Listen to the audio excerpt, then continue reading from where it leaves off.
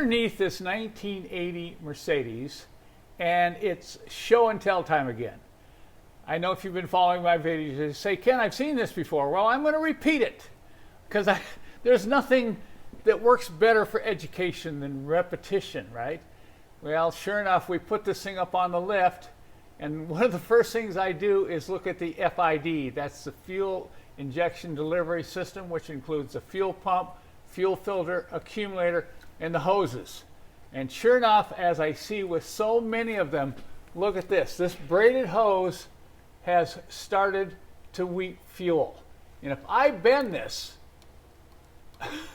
I bet you I can get this to rip. But I'm not going to do it now because I'm not set up yet to catch the fuel. So we're going to go ahead, and as long as we have to change the hoses, I have no idea how old the fuel pump is. Same with the filter.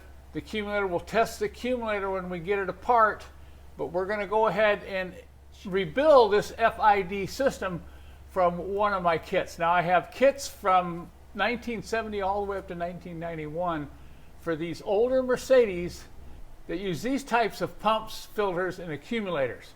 So we'll get started. We're going to clamp off this main outlet hose here and see if we can squeeze it tight enough, and that will allow us to not have to drain the fuel out of the tank. And then as soon as we remove this hose, we'll plug it.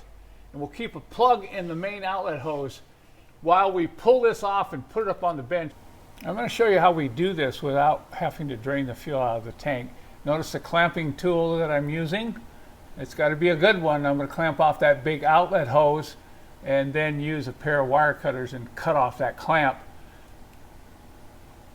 Now we can get the clamping tool in there to wiggle on the hose, and we're going to have a plug ready here.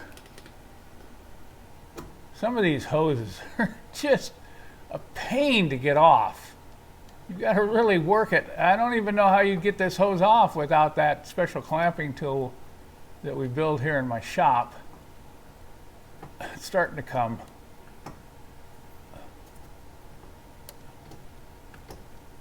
Okay, you'll get to see a little bit of fuel leak out.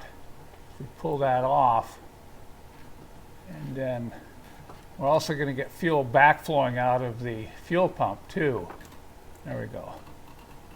Now we'll get the plug and plug that up, and we won't have to worry about that dripping on us while we remove the FID.